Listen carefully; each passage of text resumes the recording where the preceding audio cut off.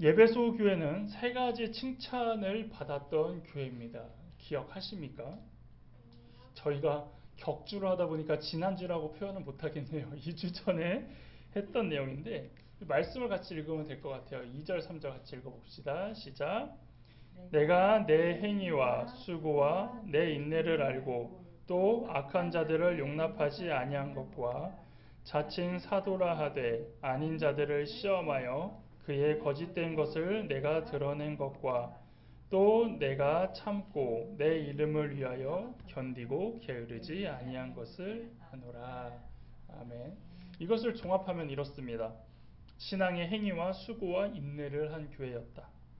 그리고 악한 자들을 용납하지 아니한 것과 자칭 사도라 하되 아닌 자들을 시험하여 그의 거짓된 것을 드러낸 교회였고, 예수 그리스도의 이름을 위하여 견디고 게으르지 아니한 교회라고 해서 이 부분에 대하여 칭찬을 받았다고 이야기를 했습니다. 그런데 이 에베소 교회는 칭찬뿐만 아니라 이제 하나님께서 지적하신 것이 하나 있습니다. 그것이 4절입니다. 같이 읽을게요. 그러나 너를 책망할 것이 있나니 너의 처음 사랑을 버렸느니라. 아멘이라고 해야 되죠. 이 부분을 잘 보면 지금 우리의 신앙생활과 너무 똑같다는 것을 알게 됩니다. 우리가 항상 어떤 어려움이 있거나 주님과의 관계 가운데 힘든 것이 있을 때 제일 먼저 항상 얘기하는 게 그겁니다. 주님과의 첫사랑을 기억하십시오. 주님과의 첫사랑을 생각하십시오.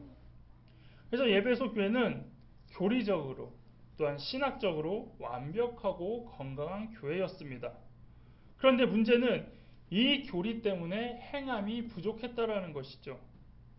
앞에서는 분명히 칭찬받을 때 신앙의 행위와 수고와 인내를 한 교회라고 칭찬을 받았는데 행함이 부족했다라는 것은 무슨 의미였을까요? 예수님께서 우리에게 주신 두 가지 계명을 기억하십니까? 그것은 바로 하나님 사랑, 이웃 사랑입니다. 그런데 이것을 제대로 못하게 됐다라는 것이죠.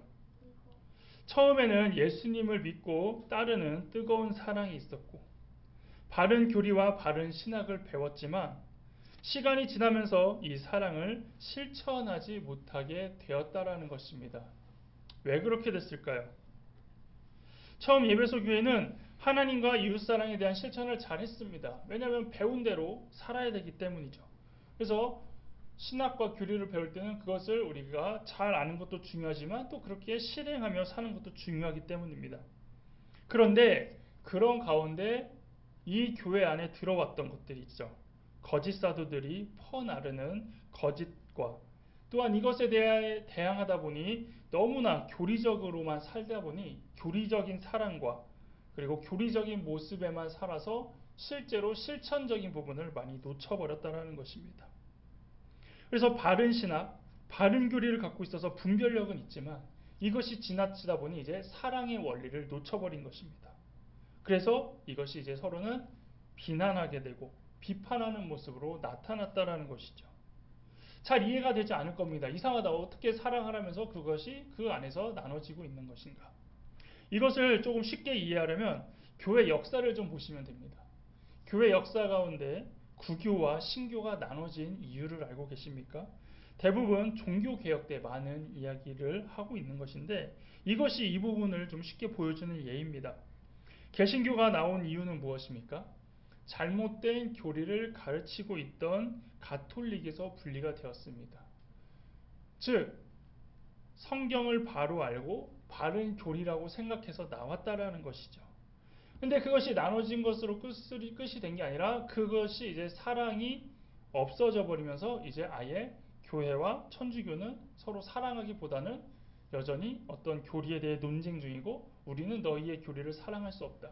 그 교리를 가지고 있는 사람들은 우리가 함께할 수 없다라면서 아직도 품지 못하는 상황 가운데 있습니다.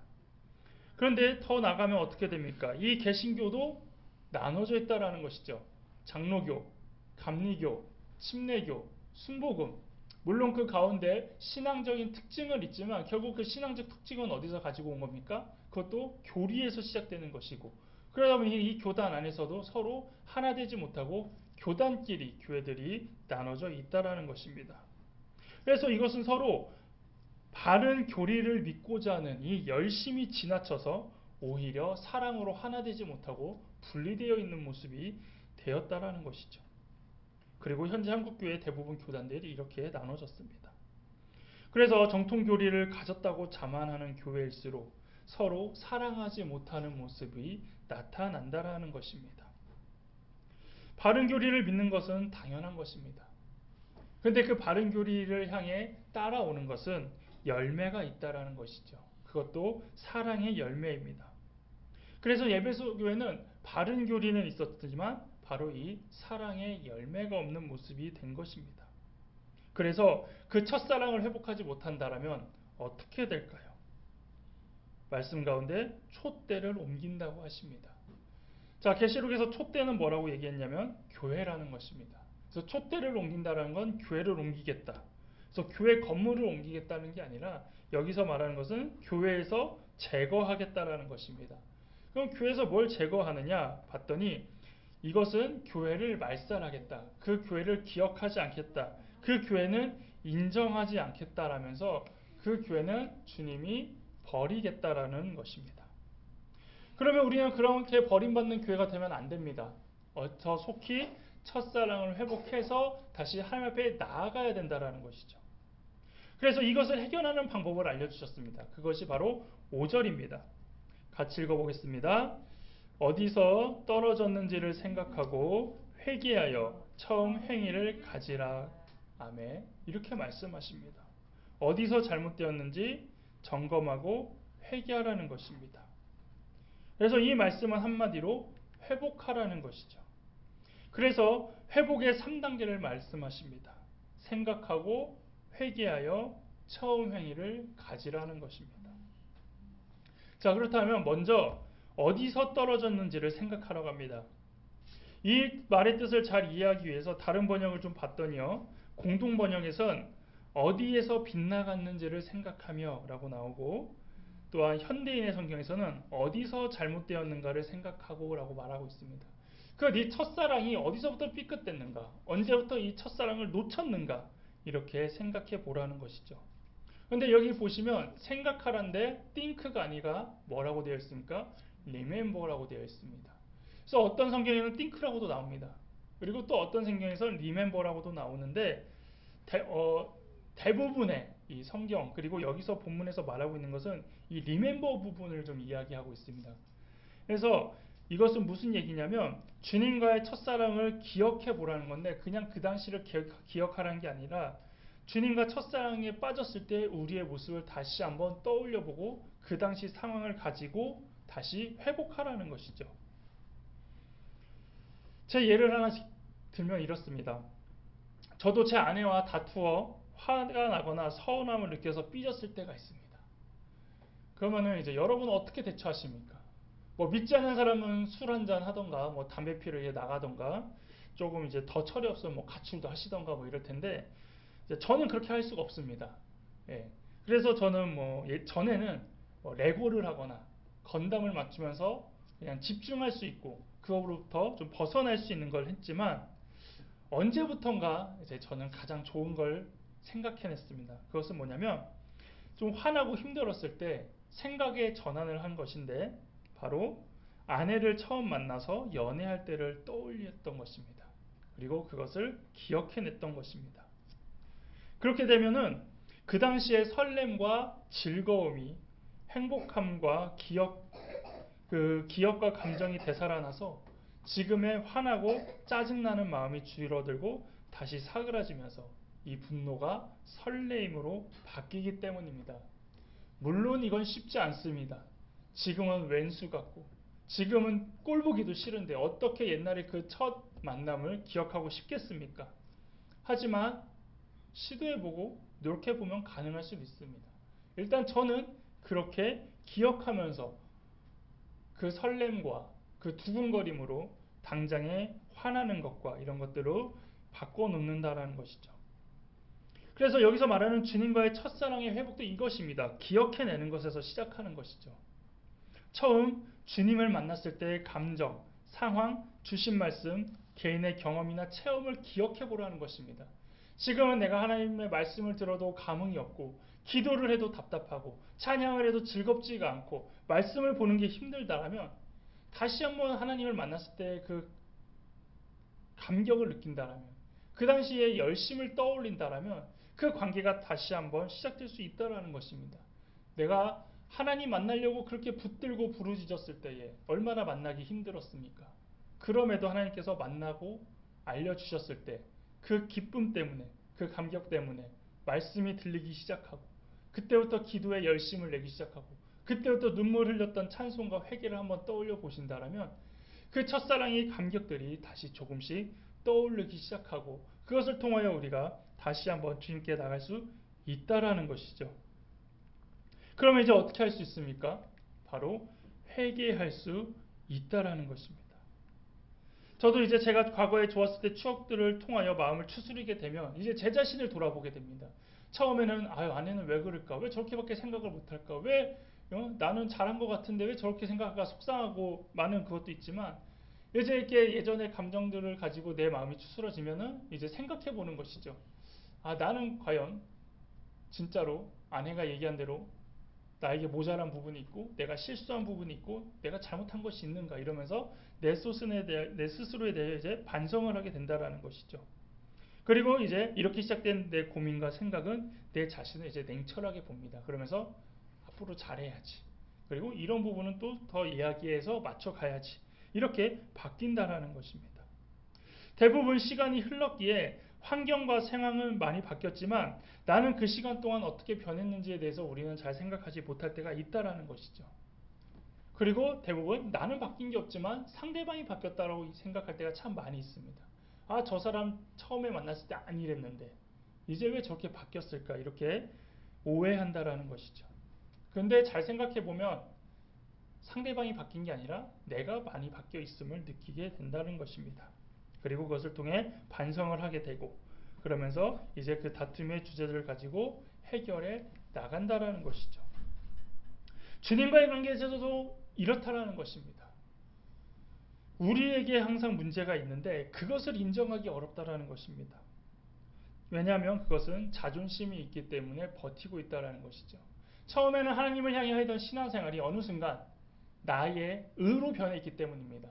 그래서 이만큼 기도했는데 하나님이 몰라준다고, 이렇게 예배드리는데 하나님 몰라준다고, 이렇게 헌금했는데 하나님 몰라준다고, 그러면서 나의 마음이 변질되어 있는 것이 어느 순간 그 하나님과의 관계가 멀어져 있는데 내가 그것을 바라보지 못하고 인정하고 싶지 않았다라는 것이죠. 그런데 이렇게 버티면 누구 손해입니까? 우리만 손해라는 것입니다. 또한 그 문제를 제대로 파악하지 못하고 마음이 불편한 것이 싫어서 문제만 해결하려고 했기 때문에 형식적인 회개가 되었다라는 것입니다. 근데 저는 이 회개에 대해서 다시 한번 생각해 봤습니다. 이 회개는 뭘까? 이 회개는 자존심이 아니라 바로 용기이며 순종이라는 것입니다. 자신이 잘못한 것을 인정하는 것은 큰 용기가 필요하다는 것입니다. 여러분 다른 사람 앞에 무릎 꿇는 거 자존심 상해서 못하는 거잖아요. 내가 잘못했음을 인정하지만 굳이 이것을 무릎을 꿇어야 되는지 굳이 이것을 싹싹 빌어야 되는지 굳이 이것도 용서 못 해주는지 그런 뻔뻔한 모습으로 나갈 때가 많이 있다라는 것입니다. 그래서 우리가 회개하는 것에는 큰 용기가 필요하다는 것입니다. 물론 자신이 지은 중죄도 인정하지 않는 사람도 있겠지만 사소하고 그냥 넘어갈 수 있는 죄에서는 누구나 당연하게 여길 수 있다라고 생각하기 때문에 많이 넘어갔다라는 것이죠. 그래서 죄도 용기가 있어야 자백한다라는 것입니다. 우리가 은혜 받았을 때 회개할 수 있는 건 무엇입니까? 용기가 생기는 것입니다. 이제는 하나님 앞에 나의 죄를 드러낼 수 있고 이제 하나님 앞에 나의 죄에 대하여 이야기할 수 있고 이것이 바로 용기이고 성령님이 그 마음을 주셔서 회개가 가능했다라는 것이죠. 그런데 다시 우리는 그 용기가 쉽게 나오지 않습니다. 그래서 우리가 다시 회개하기 위해서는 성령님의 도우심이 필요한 것입니다. 또한 순종하지 못하는 이유도 여기에 있습니다. 사탄의 말에는 잘 순종하지만 하나님 뜻에 순종하지 못하는 것, 이것이 바로 성령의 능력이 사라졌기 때문입니다. 성령님께서 주시는 분별과 뜻을 놓쳤기 때문에 하나님 뜻에 순종해야 되는 우리가 도리어 사탄의 뜻에 순종하여 죄를 지을 수밖에 없다라는 것이죠. 그래서 회개는 무엇입니까? 우리가 찾은 방법이 아니라 하나님께서 요구하시는 것입니다. 그래서 너희가 회개하라가 아니라 내가 방법을 가르쳐 줄 수 있으니 회개가 나를 향해 나아올 수 있는 방법이라는 것입니다. 그리고 회개는 죄를 드러내고 지적하기 위하여 하나님이 요구하시는 방법이 아니라 하나님께 나아가기 위한 방법이고 하나님께서 주신 해결책이라는 것입니다. 그래서 우리는 그것에 대하여 순종하며 나아갈 때에 우리가 회개할 수 있고 그리고 용서함을 받을 수 있는 것입니다. 성령님의 도우심으로 그래서 다시 용기를 얻어 순종함으로 회개할 때 주님께서는 우리를 용서해 주시고 또한 첫사랑 이후 다시 평안하고 행복한 관계를 찾아가며 발전된 모습으로 갈 수 있다라는 것이죠. 근데 여기서 끝이 아닙니다. 대부분 여기까지 잘 한다라는 것입니다. 다음은 무엇입니까? 처음 행위를 가지라는 것입니다. 처음 행위는 무엇일까요? 바로 주님을 믿고 순종하고자 했던 그 결단입니다. 바로 예수님을 사랑하는 것입니다. 다시 예수님 사랑하기 시작하라는 것입니다. 예수님을 사랑한다는 것은 그냥 우리 예수님 사랑해요, 하나님 사랑해요라고 고백하는 것이 아니라 하나님께서 원하시는 것, 하나님이 요구하시는 것을 향해 가라는 것입니다. 우리가 사랑한다는 것은 무엇입니까? 상대방이 좋아하는 것을 하는 게 사랑입니다. 왜냐하면 사랑하기 때문에 상대방이 좋아하는 걸 하는 것이죠. 반대로 상대방이 사랑하기 때문에 상대방이 원하지 않는 것을 안 하는 것입니다. 이것이 사랑입니다. 그걸 다시 회복하라는 것입니다.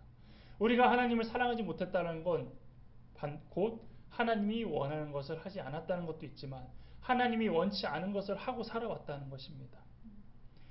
이것이 하나님 사랑이라면 더 나아가 이웃에게도 마찬가지입니다. 왜냐하면 하나님이 원하시는 것은 이웃 사랑도 포함되어 있기 때문입니다.